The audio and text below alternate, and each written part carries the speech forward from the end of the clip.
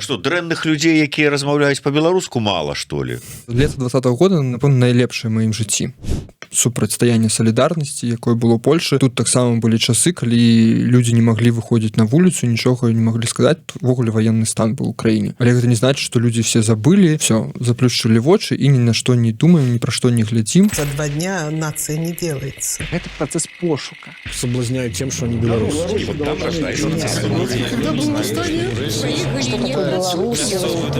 Честность – это не национальная идея. Працягваем шукаць, прамаўляць, намацаваць беларускую нацыянальную ідэю.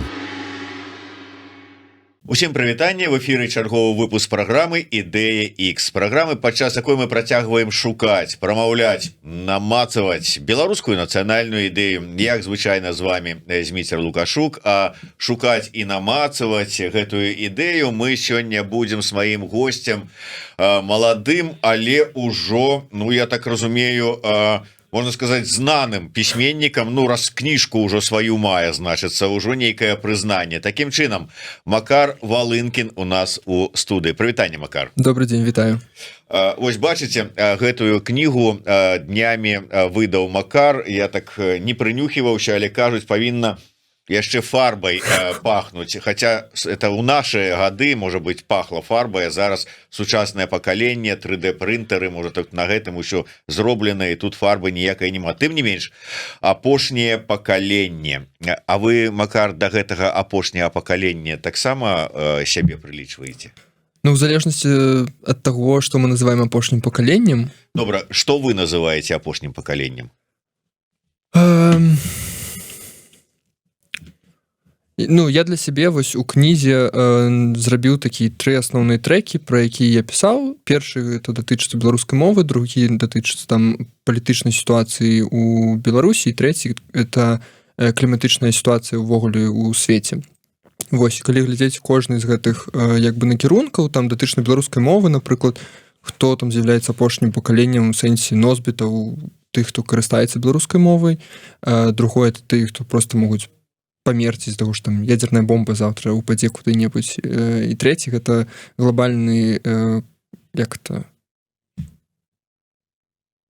забыл слова. Пісьменнік забыў слова.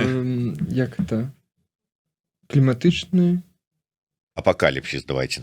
Кліматычны, в сэнсе клімата, клімат змяняецца, і таксама можам стаць там апошнім пакаленнем. Вось, сябе я думаю, што я адношу ў пэўнай ступені да апошняга пакалення, таму што, ну, жывя там сённяшня, там, не ў Беларусі, па-за межамі Беларусі, можна падумаць, што пасля нас ужо там ніхто не будзе размаўляць па-беларуску там у штодзённым жыцці, напрыклад, альбо, зноў ж такі, можа быць, проста лясніца там бомба, Трамп нападзе на еўразвяз, ці хто-небудзь іншы нападзе на еўразвяз і так далей, і мы таксама можам стаць проста апошнім пакаленнем. Вось, у такім сэнсе я магу уявіць сабе гэта так. Макар, а у выпадку, калі мы гаворым пра апошняе пакаленне альбо у канкрэтным такім сэнсе, што, ну, ядерная бомба, альбо у сэнсе, умоўна кажучы, метафізічным, што, ну, мова, мы прадстаўнікі вот за межамі краіны сваёй жывём там, і, можа быць, мову страцім, ідэнтычнасць страцім, усё астатняе страцім, ну, тыя, у каго яно было ад пачатку, то ці варта нам пра нейкую нацыянальную ідэю разважаць? Я для сябе вось лічу, што беларуская нацыянальная ідэя гэта вось я як чалавек, які працуе ў рэкламе і маркетынгу, для мяне вельмі такім добрым паказчыкам з'яўляецца, калі ў кампаніі там добры слоган, лозунг і так далей. Вось Nike мы все ведаем, just do it, так? І все хочуць далучыцца да вось Nike, бегаць з імі і так далей. І мне падаецца, што для нас, для беларусаў, якія хочуць захаваць Беларусь, нейкую беларушчыну і ў сабе, і вось каб яна існавала як краіна, дзяржава і так далей, для нас вельмі важна стварыць і прыдумаць вось нешта такое, чтоб нас всех яднала, і да чаго б мы все вось хацелі далучыцца, вось стаць, это павінен быць такі моцны бренд у пэўным сэнсе. Чакайце, ну мы ж апошняе пакаленне, ну уже не мы уже можа ўвогуле там такое, і тут апошняе пакаленне, навошта ім да нечага далучацца? Наадварот, уже ж калі ўжо ўсё, канец света, што там прынята рабіць? Там загортвацца ў белую прастыню і палсці ў бок на могілкі. Не, тады адразу там трэба нейкі там разврат і ўсё астатняе, щоб ужо все магчымыя задавальненні, радасці ад і не радасці ад гэтага жыцця ухапіць і ўсё. З аднаго боку так. Безумоўна, можна пачаць думаць, што вось канец света і мы больш не будзем жыць увогуле і гэта ўсё, буду жыць сваё апошняе жыццё і так далей. Але я, у пэўнай ступені трэба разумець, што назва кнігі вось апошняе пакаленне гэта такая правакацыя, можна сказаць, так. І я б не хацеў, каб я быў там апошнім чалавекам, які размаўляе па-беларуску, напрыклад. Альбо там я б не хацеў, каб завтра упала зноў ж такі ядзерная бомба там неважна куды. Вось, таму я лічу, што нам трэба нешта рабіць, каб не сыходзіць з гэтую дэпрэсію, каб не пачынаць думаць, што все, мы все паміраем, не трэба нам жыць. Тады можна просто з акна выйсці, на гэтым все скончыцца. Я не прыхільнік, я больш пазітыўны чалавек па жыцці. Вось гэтае штосьці аб'яднаўчае, там можна яе назваць, конечно, там нацыянальнай ідэяй, можна чымсьці іншым неяк так абазваць, але яно здольнае, можа быць, зрабіць так, што апошнім пакаленнем мы не станем. Калі мы не берем толькі ядзерную бомбу, там-то ніякае яднанне не дапаможа. Калі толькі мы аб'яднаемся і Трампа скінем, ці кагосьці іншага, але калі вот іншыя умовы, калі мы кажам пра беларусаў, не пра ўвесь свет, а пра беларусаў, вот гэтае яднанне, яно можа нас уратаваць каб не стаць апошнім пакаленнем? Безумоўна, можа быць. І я лічу, што вось зноў ж такі, вяртаючыся да ідэі вось гэтага лозунга альбо там слогана, як хочаце так называйце, мне падаецца, што нешта моцнае павінна адбыцца, з'явіцца, да чаго вось все захочуць прыяднацца, і дзякуючы гэтаму мы пачнем вось наноў развівацца нібыта. Я не ведаю, для мяне вось, напрыклад, вельмі такі яскравы лозунг, вось, напрыклад, беларус, беларусу, беларус, тому што ён адлюстроўвае ўсё, і павагу адзін да аднога, і дапамогу адзін адному. Там у 20-м годзе мы это бачылі, і мы ведаем Талака, якая была яшчэ там, калі маі прапрапрадзеды былі, і гэта все вось аб'ядноўвае. І падаецца, што і сёння вось таксама беларусы там дапамагаюць адно адному за межы, напрыклад. Мы все разам будуем нешта тут, ходзім там да сваіх у кафе, кавярні, карыстаемся паслугамі, мы дапамагаем адзін адному. І такім чынам вось тое, што вы кажаце, мы, мне падаецца, адбудоўваем. А вам не падаецца, што мы зараз знаходзімся ў той сітуацыі, калі мы і адбудоўваем, то вось тут для сябе, для той часткі беларускага грамадства, якая знаходіцца за мяжой. А тая частка, якая знаходіцца ў Беларусі, мы ёй і прапанаваць нічога не можам, і сумесна рабіць нічога не можам. І ўвогуле, можа быць, мы ўжо, як это там некаторыя каментатары кажуць, адрэзаны ламоць. У нас тут сваё жыццё, і тое, што там адбываецца, мы не ведаем і не разумеем. Но это того, что нават калі вот это аб'яднанне, калі мы зараз скажем, і аб'яднанне там і аб'яднанне тут, нават калі мы адначасова две часткі грамадства прыйдзем да высновы, што нам трэба, і мы гэта будзем рабіць, то мы будзем яднацца паасобку. Там у сваё нейкае такое ядро яднання, а тут сваё. Я вось, напэўна, той чалавек, які прызнае тое, што падзел грамадства існуе, што ёсць беларусы, якія засталіся ў Беларусі, ёсць беларусы-беларускі, якія засталіся. Мы не можам адмаўляць таго, што ў нас розныя праблемы і таго, што мы сапраўды існуем у розных сусветах папросту. І тое, што мы аб'ядноўваемся, гуртуемся вакол розных нейкіх рэчаў, гэта праўда. Але разам з тым я разумею, што мы ствараем тут за мяжой і там людзі ў Беларусі нейкія рэчы, якія мы можам спажываць, дзякуючы таму ж самому інтэрнэту. Маёй кнігі, напрыклад, пакуль што няма ў электронным фармаце, але я ведаю, што яе замаўляюць у Беларусі, яе возяць у Беларусі, яе там чытаюць. Музыку, якую пішуць тут у Польшы ці неважна дзе ў Европе, слухаюць у Беларусі. Кнігі, якія выдаюць у Беларусі, я, напрыклад, себе замаўляю, каб мне прывозілі сюды. Я спажываю той контент, які робіцца там. Таму я думаю, што мы пераплецены, дзякуючы таму, што я не ведаю, вот я 20 год прожыў у Беларусі, у меня там сябры, у меня там шмат людзей, з якімі я падтрымліваю сувязі, і таму я пастаянна з імі на сувязі, так же як і яны пастаянна на сувязі са мной, яны разумеюць, што адбываецца тут, я разумею, што адбываецца там, і дзякуючы гэтаму мы не страчваем нейкую вось гэтае як это назваць, ну вот, сувязь паміж намі. Але Макар, мне просто цікава, а вы не адчуваеце, што вы змяняецеся по-рознаму, то есть што вы аддаляецеся ў гэтых зменах адзін ад аднаго? Я б так не сказаў, тому что, ну вот, зноў ж таки, это толькі мой прыклад, мне найлепшы мой сябар, он у Беларусі жыве, і я не могу сказаць, мне падаецца, што за тыя часы эміграцыі мы нават сталі больш камунікаваць, там, дзякуючы фейстайму, ну, там, сувязі, так? Што няма нават такога, што табе-то зараз там добра, ты там, вон, табе адкрыты ўвесь свет, ты можаш там завярнуўся, паляцеў там які-нибудь Мадрид, ЗША, а я тут сяжу, самалёты не лётаюць, мяжа закрыта, и вообще вот как бы вы там як хлеб у масле катаецеся, а мы тут у дыктатуры. Ну, я не могу залезть у галаву там людям, але таких як бы прэтэнзій я не чуў да сябе ні разу. Мне падаецца наадварот, ну, сябар прынамсі рады за мяне за тое, што я магу там падарожнічаць па свеце, магу спакойна жыць, дыхаць паветрам. Ну, я не чуў такого, каб ён сказаў мне: ах, вось ты гад, паехаў кудысьці. А я не могу. Ой, боюся, што калі наступны раз у яго ўзнікнуць праблемы з атрыманнем Шенгена, то ён как бы, можа і не скажа, но падумае, сволача ты, Макар. Можа быць. Макар, мне просто цікава ўсё ж таки як меркаванне твоё як прадстаўніка маладога пакалення. Ўсё ж таки у нас с тобой розніца досыць такая вялікая тут. І скажи мне, а вось моладзі, вось гэтым ты ж атрымліваецца хто? К міленіалам адносішся? Ну, кажуць, што я Z, но мне не падабаецца. Пасля 22-го года, конечно, тым больш не падабаецца. Але вось для гэтых вот ваших, ну, вот гэтых вот пакалення, нацыянальная ідэя, гэта што? І нацыя, і нейкая вось там ідэнтычнасць, ну мае значэнне ці не мае? Вы ж ужо тут такое пакаленне глобалістычнае. Дзіўным чынам, насамрэч, для мяне асабіста гэта вельмі важна.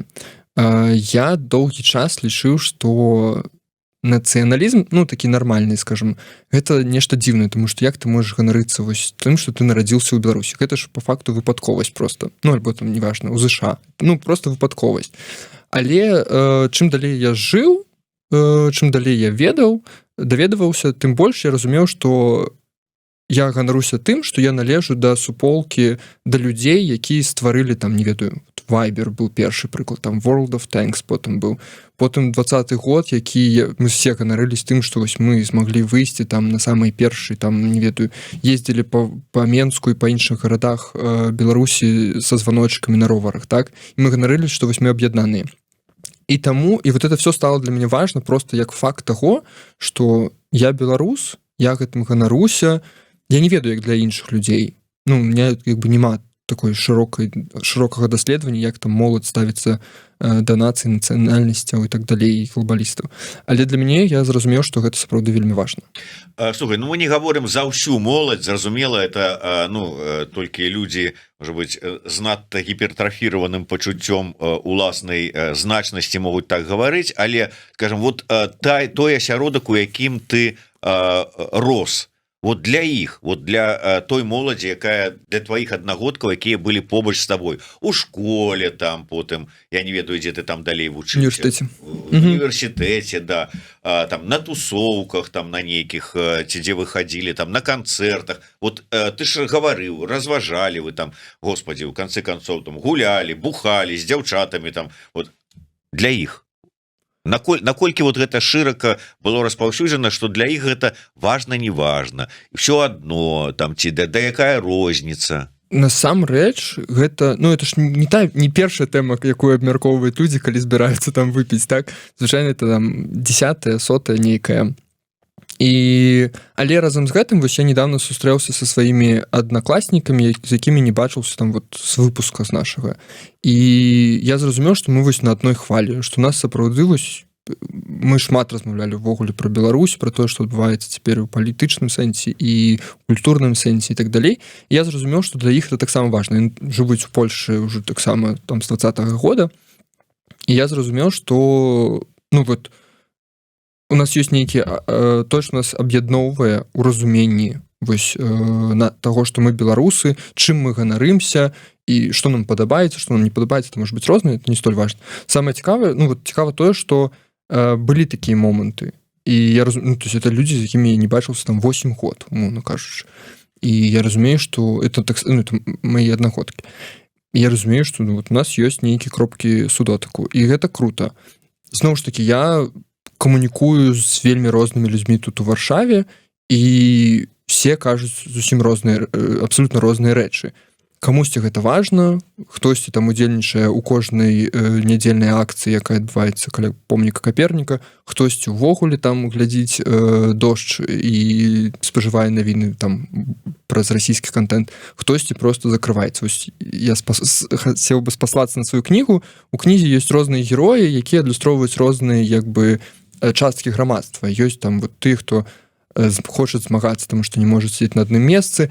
Ёсць там галоўны герой, які шукае сябе паміж усяго гэта і думае, як гэта яму правільна жыць. А ёсць людзі, якія просто забыліся. Ім важна іх прыватнае жыццё і ўсё. Я думаю, што моладзь так ж сама і ў Варшаве, і ў Менску. Хтосьці думае пра Беларусь, хтосьці не думае. У всех по-рознаму. Скажи мне, а як так здарылася, што стала тым трыгерам, які цябе на гэтую крывую сцяжынку беларускасці спіхнула? Доўгая гісторыя есть час? Ты ж літаратар, ты так коротко. Все пачалося вельмі реально там у першым класе, калі я прыйшоў у першы клас, і нам падарылі эту кніжку, якая называется «Моя краіна» или «Моя радзімая Беларусь». Яе нібыта дораць ад прэзідэнта, але не ведаю ад каго. І мне гэта мне было важна. Мне было важна, што мне далі кніжку, якой пра ўсю мою краіну. Яна вся на беларускай мове напісана. Такой, вау, круто.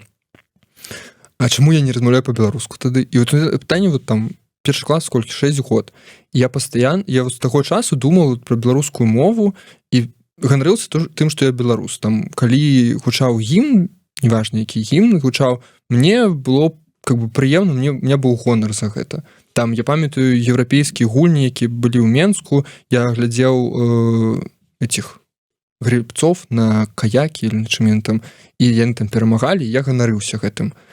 У які момант адбыўся гэты свіч, гэты пераход, я не ведаю, шчыра кажучы. Напэўна, недзе ў дзяцінстве ён і адбыўся. З цягам часу это все змянялось, напаўнялось нейкімі сэнсамі. Там у пэўны момант я пачаў размаўляць па-беларуску. Пэўны момант это ў колькі гадоў? Мне было 19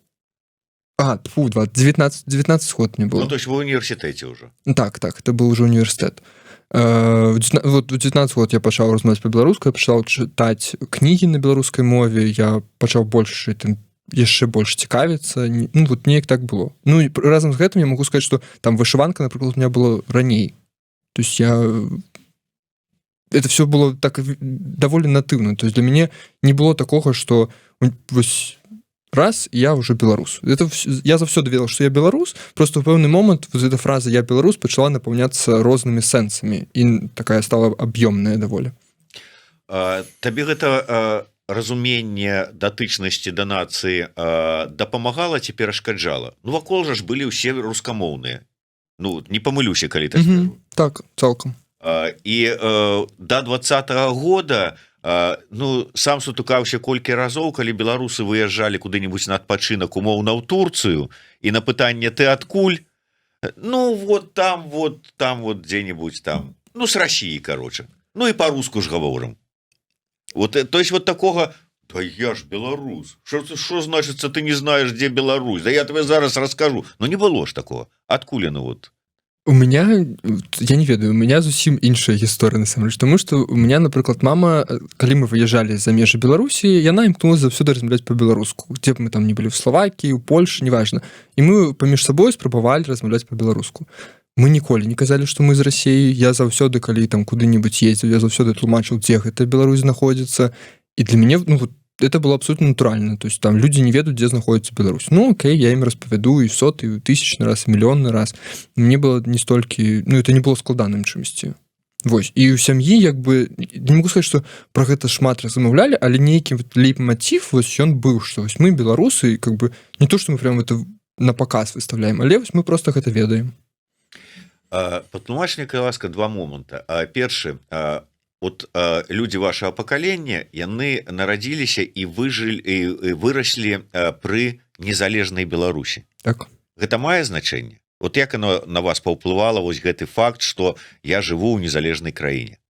Я як чалавек, які нарадзіўся яшчэ ў БССР, ну как-то вот у мяне троху можа быць іншая да этого падыход. Ну вот мне складана параўноўваць, то бок я не жыў у іншай краіне, я не жыў, і я не магу сказаць, што это там паўплывала ці не паўплывала.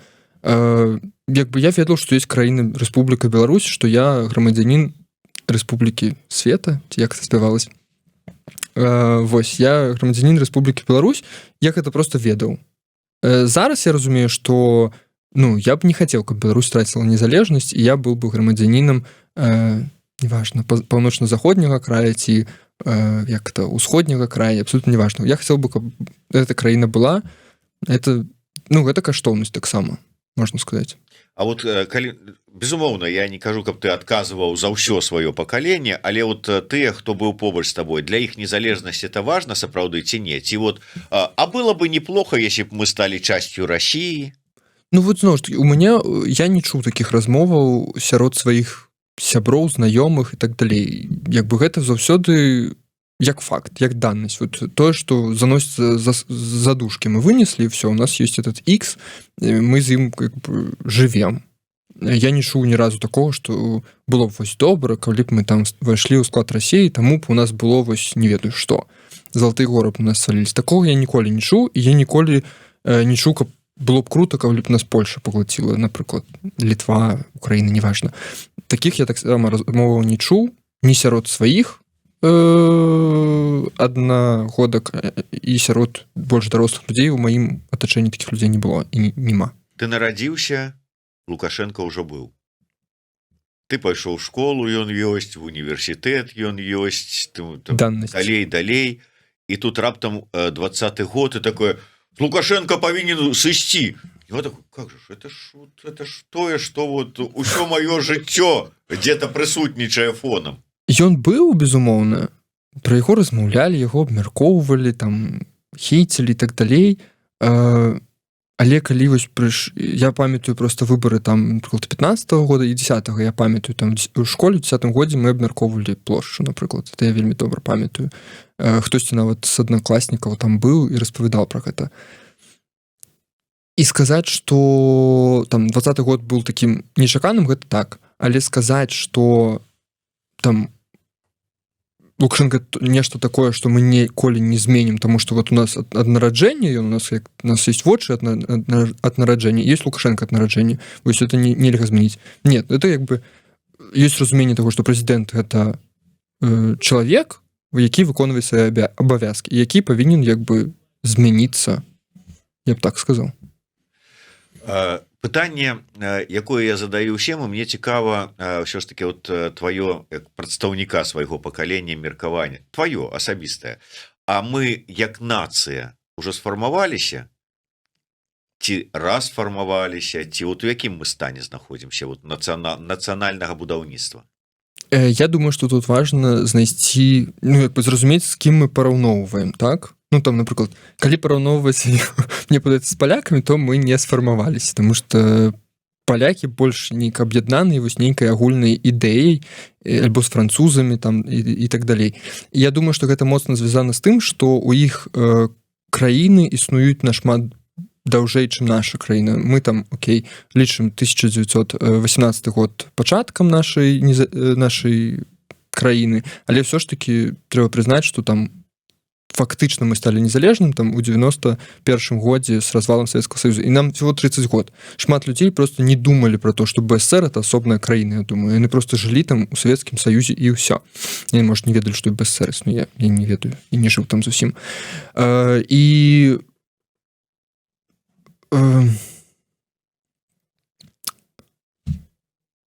забыў думку. Ну таким чынам як нацыя мы у якім вось і калі параўноўваць з іншымі краінамі, то мы, канешне, так, у нас хліпенька все пакуль што. Я думаю, што мы в працэсе фармавання, калі так глядзець.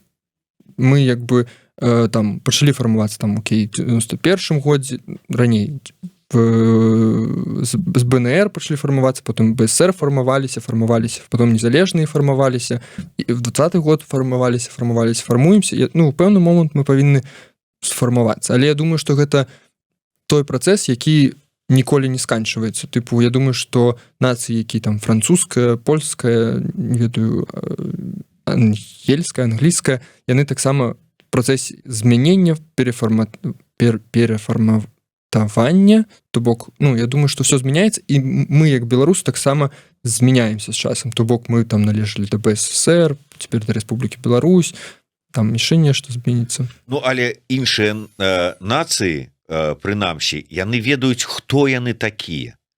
А у беларусаў, ну, можа быць, у вас ужо гэта не так, але пастаянна ішлі спрэчкі. Хто ж мы ўсё ж такі такія? Мы беларусы, мы нейкія тутэйшыя, мы рускія са знакам якасці, мы там зараз дадалося яшчэ ліцвіны, ці вот хто мы? То есть вот гэта прыкмета чаго? Што мы ўжо такія невызначаныя, самі не можам вызначыцца, хто мы, і гэта прыкмета таго, што мы нават не зможам сфармавацца як нацыя, ці это наадварот паказчык таго, што мы такія шматгранныя?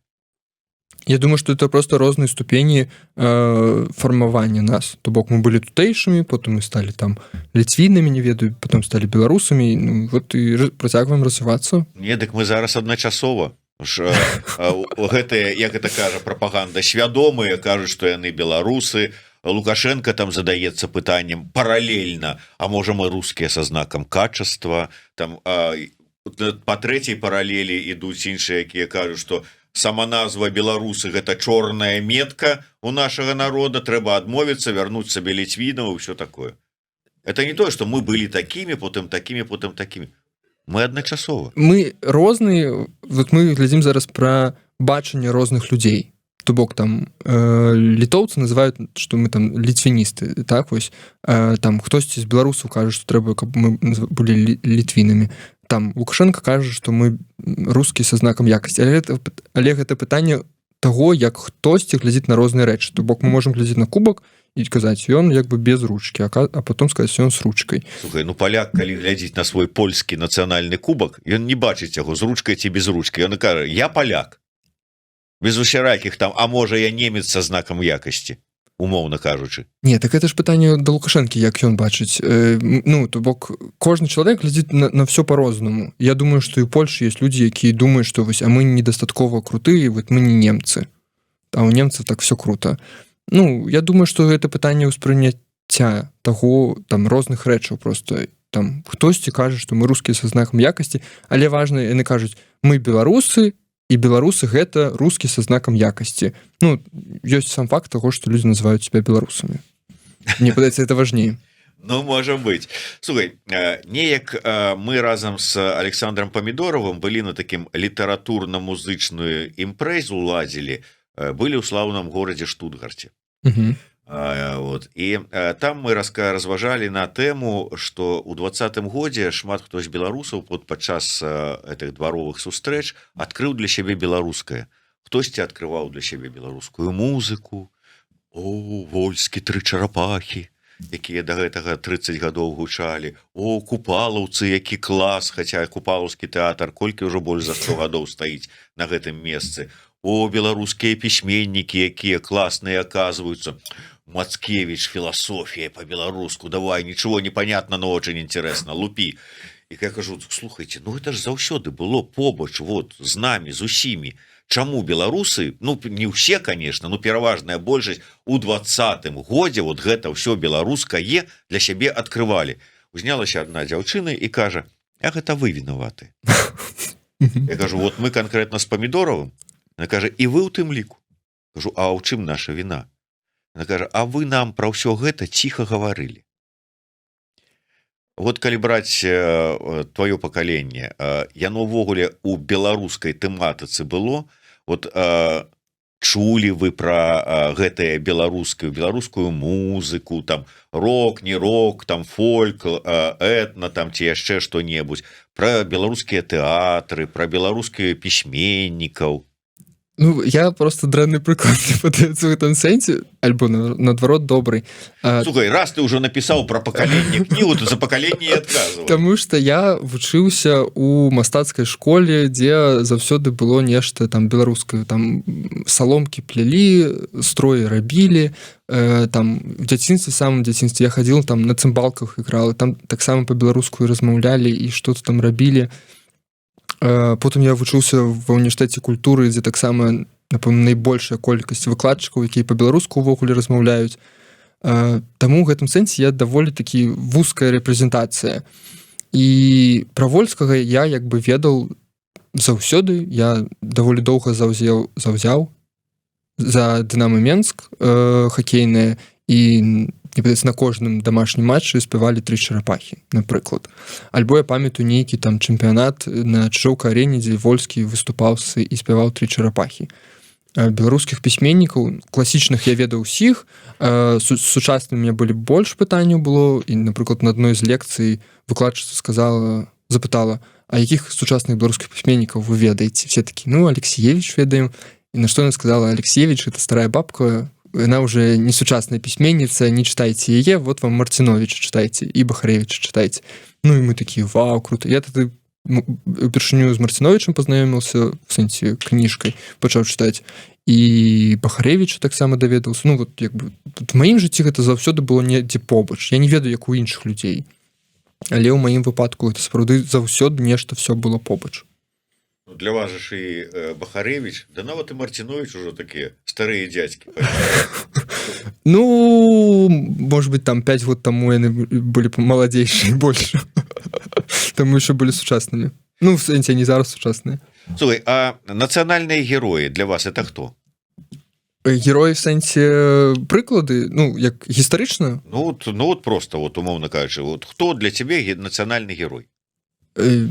Я тут буду абсолютно класічным, напэўна, это Кастусь Каліноўскі, яскравы прыклад. Из сучасных я сказал, там Маша Колесникова, я думаю. Вот это два галоўных таких нацыянальных героя для меня. Слухай, але вот калі пра гістарычныя... У дзяцінстве мне вельмі падабаўся Вітаўт, я памятаю. Я прям фанацеў па ім. Я чытаў кніжкі пра яго, я глядзеў там відэа на YouTube, ну не на YouTube, я не ведаю, дзе там у дзяцінстве глядзеў відэа, але Вітаўт мне дуже падабаўся тады. Потому что я заўсёды как бы так разважаў про тое, что ну вот калі спытацца у беларуса, там скажем, нацыянальны гістарычны, вот калі браць гісторыю, нацыянальныя героі, вот гэта хто? Все адразу скажуць: Кастусь Каліноўскі. Ну хтосьці падумае, там назаве яшчэ Касцюшку. Ну, можа быць, там хтосьці падумае, там я не ведаю, там назаве яшчэ там Вітаўта, ці там можа яшчэ каго-нибудь там з... І ўсё. Гэта праблема, што ў нас такі малы пантэон герояў. Я думаю, что это не то, что проблема. Я б сказал, что гэта факт, з якім мы живем і з якім трэба працаваць. Я думаю, таму ў 2020 годзе, калі там пачалі выходзіць інтэрв'ю у Мелказёрова на жыццё Маліна з рознымі людзьмі, мы все такі: вау, у нас так шмат людзей, у нас ёсць людзі там і ў IT-кампаніях, якія там мільярды даляраў зарабляюць, і вот такі і дирижёры ў розных там сусветных тэатрах, і оперныя спевакі і так далей. Мы все такі: вау, нешта незвычайнае у нас, як бы. Але мне падаецца, што гэта месцячковасць такая, так? Таму што мы такі: няўжо беларусы могуць стаць там дырыжорам крутого там нейкага тэатра.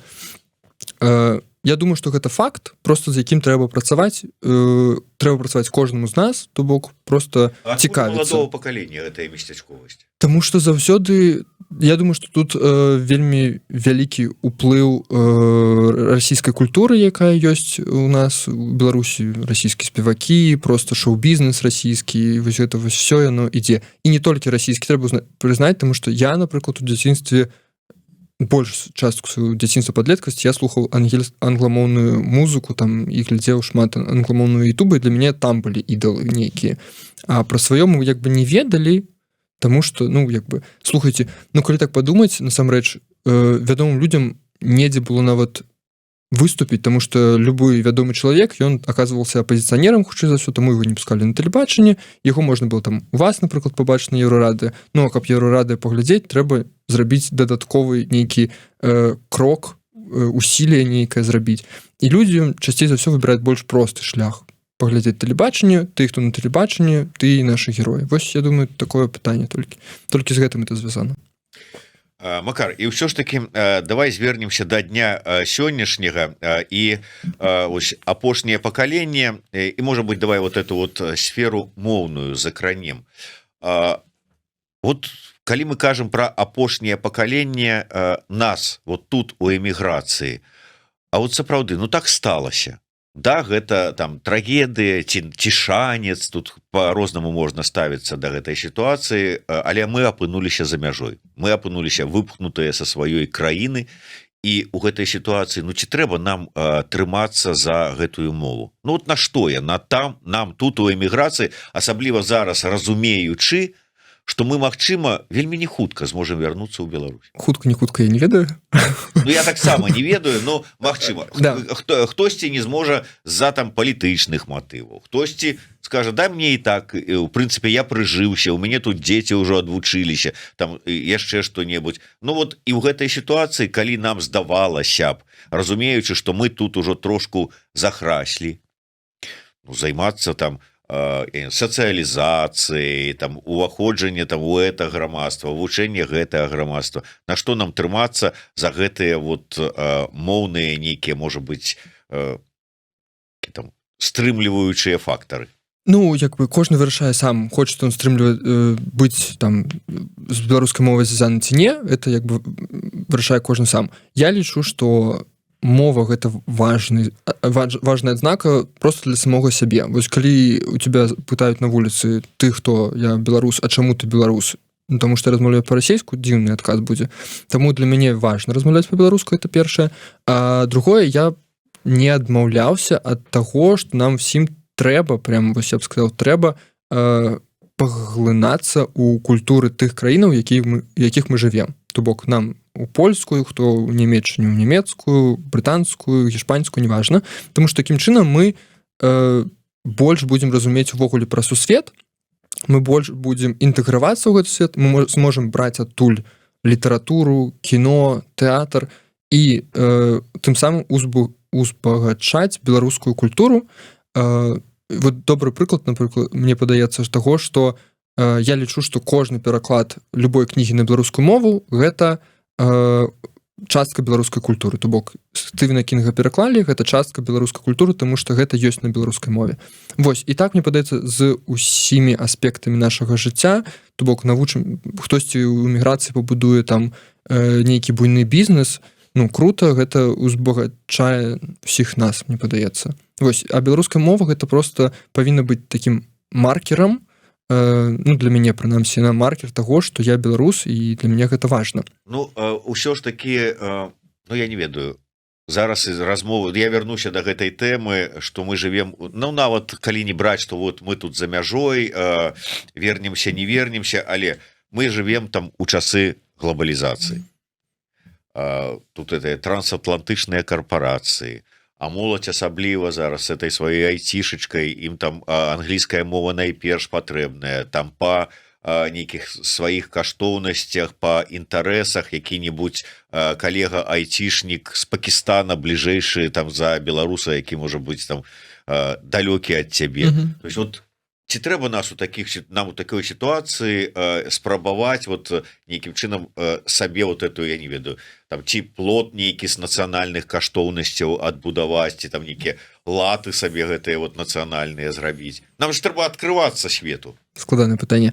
Я лічу, што беларускасць і беларуская мова як маркер нам патрэбны, як я сказаў у папярэднім адказе.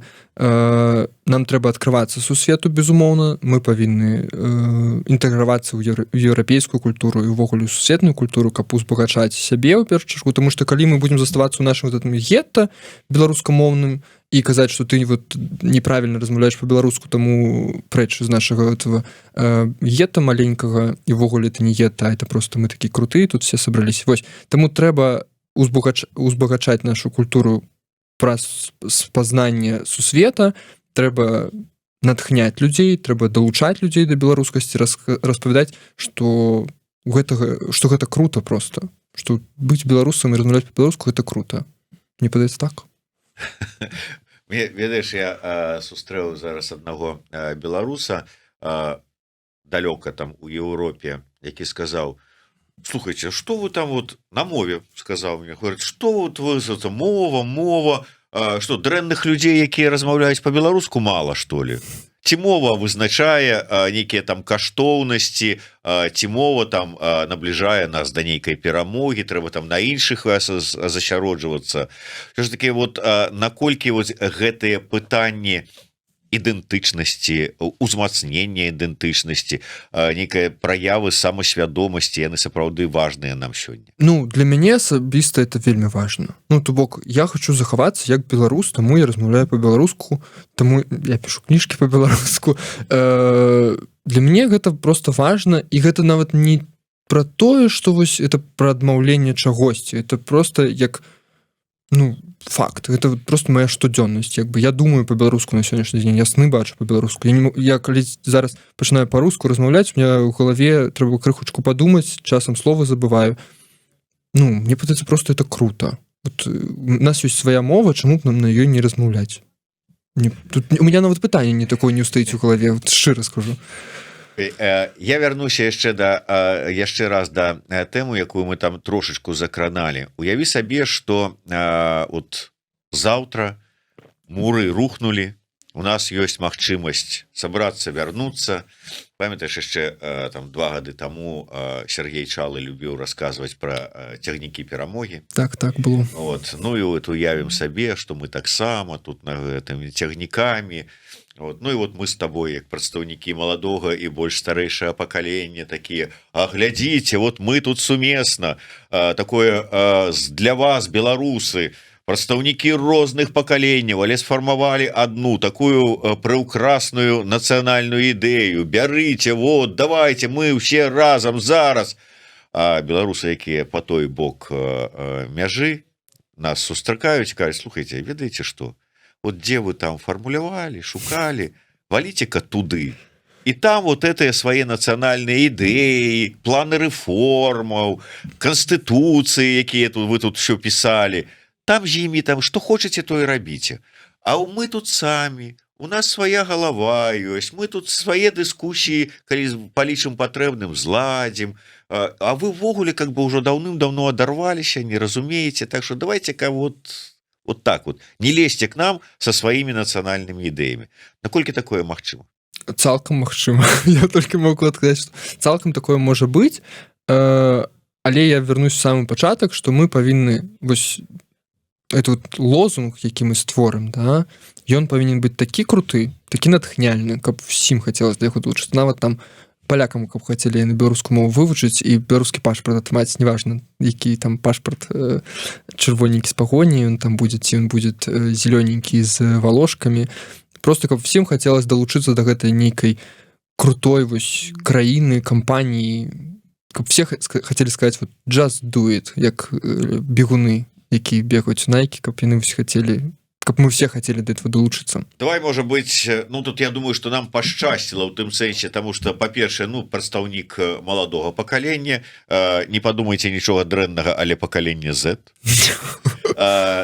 Тым не менш і пісьменнік, і да ўсяго яшчэ і маркетолог. Так. Ну таким чынам маркетолог, ну просто абавязаны нам будзе сфармуляваць вот что-то такое, что мы, ну, что задача маркетолога якая? Просунуть. Мы захотели купить это, да? Так. Наколькі это магчыма? Вот, калі мы кажам не пра прасоўванне нейкага тавара, а прасоўванне нечага такого нематэрыяльнага, каб людзі, якія, можа быць, нават далёкія ад гэтага ўсяго, ад нематэрыяльнага, ад той же самай беларускасці, там ідэнтычнасці, размоваў пра нейкую ідэю, нацыю, ўсё астатняе, адмовы, захотели это купить. Цалкам магчыма. У меня 2 прыклады ёсць таго, што у Менску, не памятаю якім годзе, адбыўся першы марафон, и за год там была великая кампания маркетинговая, и все захотели бегать. И Менск прям побежал, прям значно больше людей на улицах пачалі бегать, рыхтавацца до гэтага марафона, хотя ва ўсіх гарадах свету уже люди давным бегали. И вот, ну, это нематериальное нешта, это абсолютно фантом, так, бегаць раніцамі, як класна, і все пачалі бегаць. І другі, мне падаецца, прыклад такі яскравы, гэта вот там всякие вот эти вот ЗОЖ, назовем так, всякие альтернативные молоко, там вегетарианство, это таксама нематериальное нешта, это люди знаходят нешта важное для сябе, там хтосьці пра здароўе, хтосьці как-то этически хочет там належаць да гэтых груп, назовем так. Але гэта все прасоўваецца, як бы люди. Але пагадзіся, гэта тое, что ну как бы для цябе, для твайго здароўя. Вот я пойду на ЗОЖ, то есть мне это продадут, что здароўе, арганізм мой очистится, что я стану здаравейшы, что я даўжэй проживу, там яшчэ можна напрыдумаць что заўгодна. А причем тут мова? Причем тут некая идентичность? Что у меня от этого? Организм очистится от мовы, ці что? Я думаю, что очистится. Мозги докладно очистятся. Ну, я тут больше разважаю про нешта нематэрыяльнае, і гэта цалкам магчыма, вось, калі адказваць на пытанне. І нематэрыяльныя рэчы магчыма прасоўваць у грамадства нейкія ідэі. Я не ведаю, я як маркетолог, напрыклад, звяртаю увагу на тое, што ў Польшы, калі рэкламуюць што заўгодна, такое больш-менш, прадукты нейкія, карацей, яны вельмі часта ўжываюць фармат сям'і з 4 альбо 5 чалавек, то есть это бацькі і 3 ребёнка, 2-3 ребёнка, это класіка. На беларускай рэкламе, напрыклад, часцей за ўсё был бацькі і 1 ребёнак. І такім чынам яны як бы прасоўваюць ідэю таго, што трэба вот паўнацэнная сям'я, гэта больш, калі там 2 плюс ребёнка. І ну, і нараджальнасць у Польшы расце. Вось такія вось всякія абыходы трэба знаходзіць, як гэта все прасоўваць. Нема нічога немагчымага, я лічу. На твой погляд, так паціху ўжо набліжаючыся да завяршэння, на твой погляд, новая Беларусь, про якую вот мы марым, ну прынамсі тут хто знаходіцца, хаця думаю, што і там, гэта які палітычны рэжым вот для маладога пакалення, гэта выяўляецца ў чым? Гэта прэзідэнцкая краіна, гэта парламенцкая, гэта анархія, гэта вялікае княства.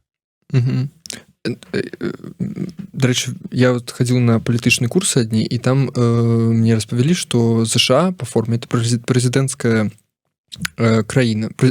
Ну там прэзідэнт как бы галоўны, не галоўны, карацей, фарматы прэзідэнцкай рэспублікі, парламенцкай прэзідэнцкай рэспублікі, яны бываюць абсолютна рознымі. І калі мы кажам парламенцкая рэспубліка, мы прадугледжваем то, што у нас як бы няма прэзідэнта, а парламент выбірае мы не выбіраем прэзідэнта напрямую, а парламент выбірае прэзідэнта, як цяпер гэта ў Грузіі, напрыклад. Як у нас гэта все будзе, я шчыра не ведаю. У меня есть адзіны запыт, можна сказаць, каб гэта была дэмакратычная краіна, каб у ёй працавалі дэмакратычныя механізмы выбараў, суды, свабода слова, свабода друку і так далей. Вот это нейкі базіс, мне падаецца, яны павінны працаваць, і калі гэта все будзе паступова, вельмі павольна, цяжка, мы будзем рухацца да таго, каб у нас там все было добра ў краіне. Дзяржаўная мова, якая і колькі?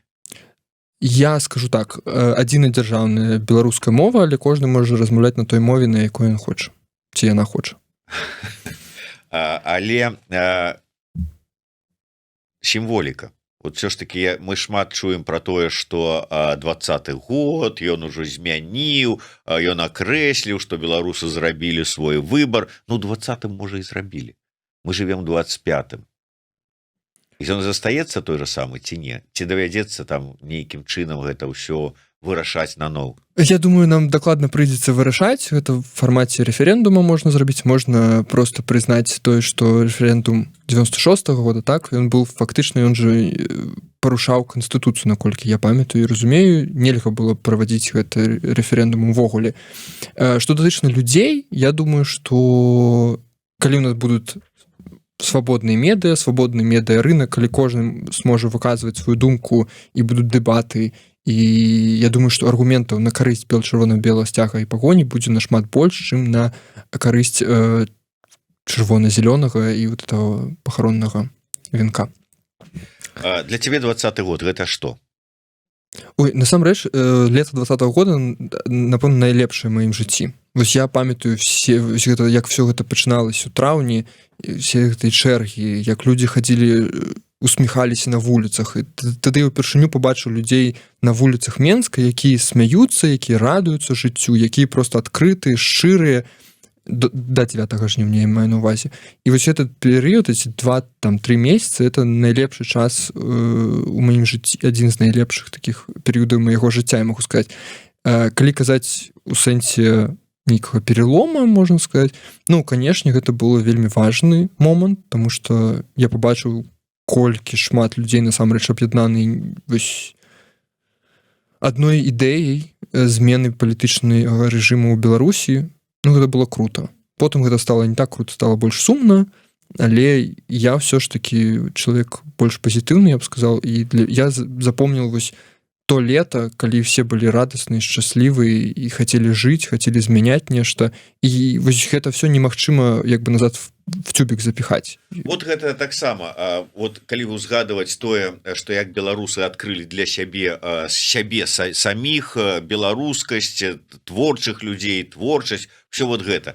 Мы вельмі часто говорили у сваіх праграмах, которые записывали тады ў 20-м і потым у 21-м годзе, і шмат, ну, все фактычна мои суразмоўцы казалі, гэтыя змены незваротныя, пасту ў тюбік не запхнеш і гэтак далей. Але мы бачым па выніку вось гэтых 4,5 гадоў, па выніку тых рэпрэсій, якія ідуць.